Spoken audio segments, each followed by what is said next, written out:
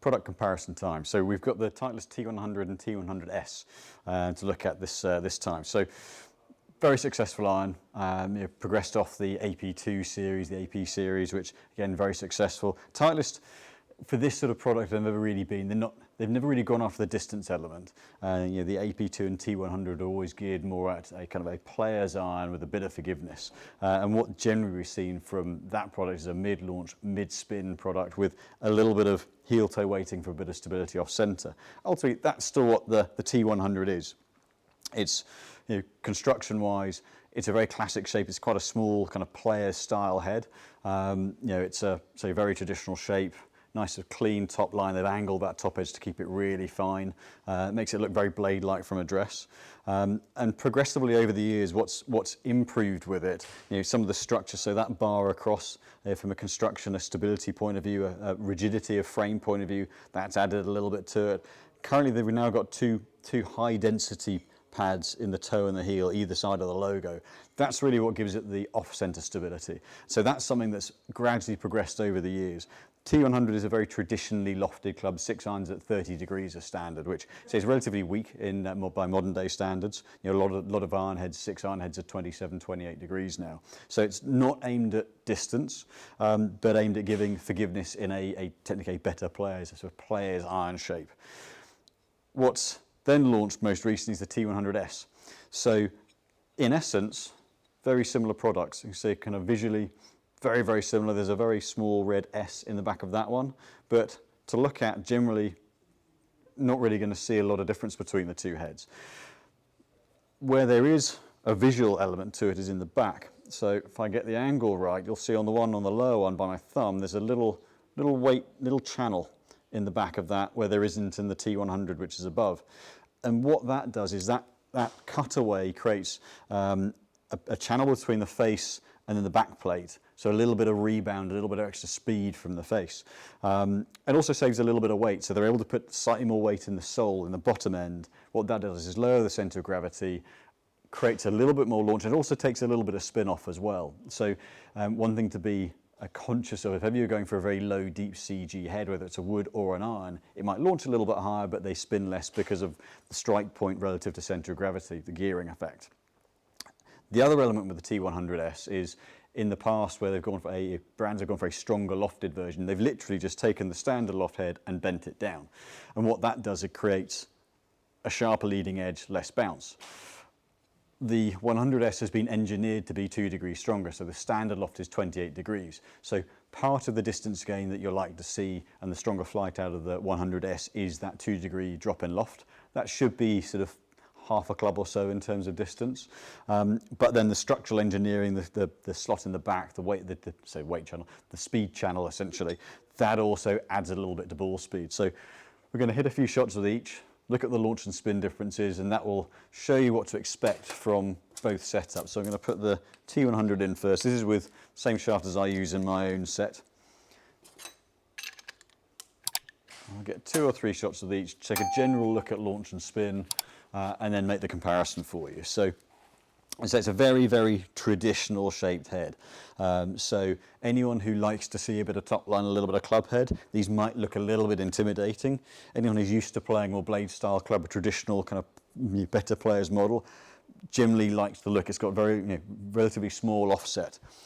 So a very, very clean head shape.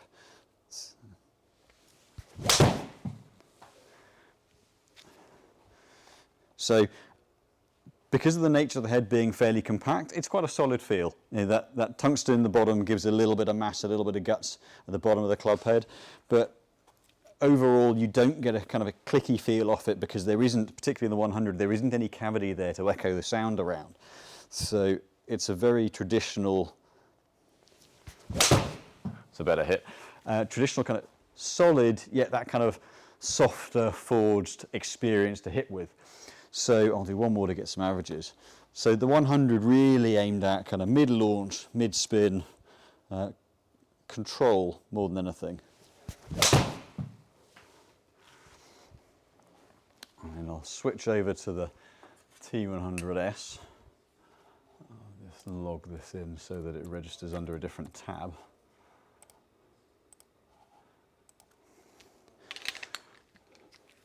So what we'd expect to see out of this is a little bit lower launch, a little bit lower spin. So some of that's the loft, some of it's that little bit extra weight in the sole CG position, but also then that muscle channel in the back.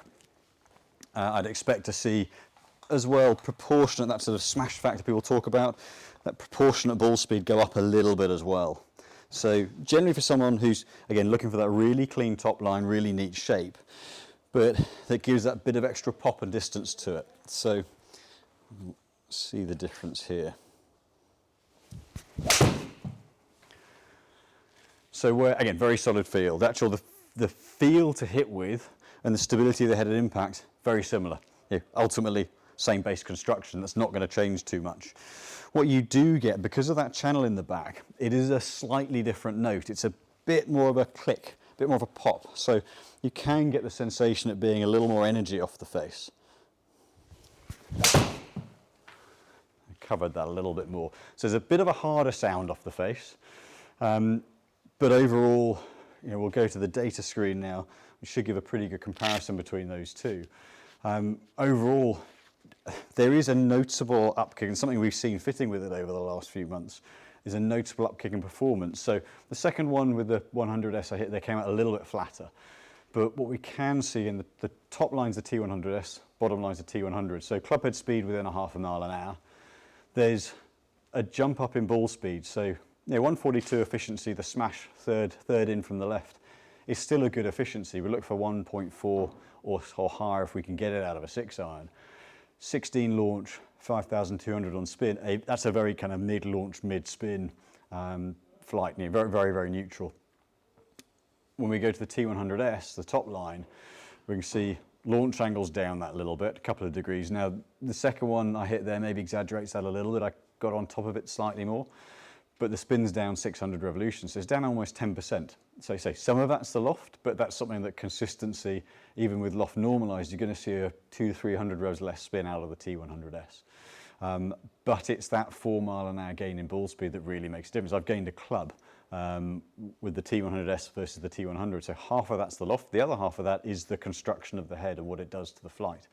So you can see angle of attack, if we're looking at the right three numbers, angle of attack, 0.1 of a difference, the same. Club path, very neutral. Face to path, a hair more closer to the T100S, which is why it's launched a little bit lower proportion. You might see more like kind of 14.7, 14.8 if everything was absolutely spot on identical. So between the two, what we can really see there is, the smash consistency, the number underneath the smash factor, where it says 0.02 and 0.00, essentially that's the tolerance. So very, very, very consistent performance from both of those heads, which is really what that head's geared towards. But the main differential, T100, a little more mid-launch, mid-spin, T100S, same kind of consistency and feel, albeit a little bit more of a click off the face, but a more powerful ball flight, and engineered that way rather than just de-lofted. So you're not losing bounce, you're not losing turf interaction, you're just gaining a little bit of extra power and a slightly stronger ball flight. So partly they've done that to transition between, say, if you were going to split a set between the T200, more forgiving, sort of standard lower lofted head into the top end of the irons, and then split to the T100Ss in the mid irons and down. You've not got such a big gap in loft where you've got to engineer and move the heads around to fit. But again, a little more versatility in covering as many golfers off as many flight profiles and head styles as possible to be able to fit within and give everyone a head that suits every kind of player and every kind of ball flight. So that edition, the 100S edition, has been a very, very strong one for Titleist. As you can see from the results, there's a noticeable change in performance, which makes it a great option for that little bit of a stronger performance.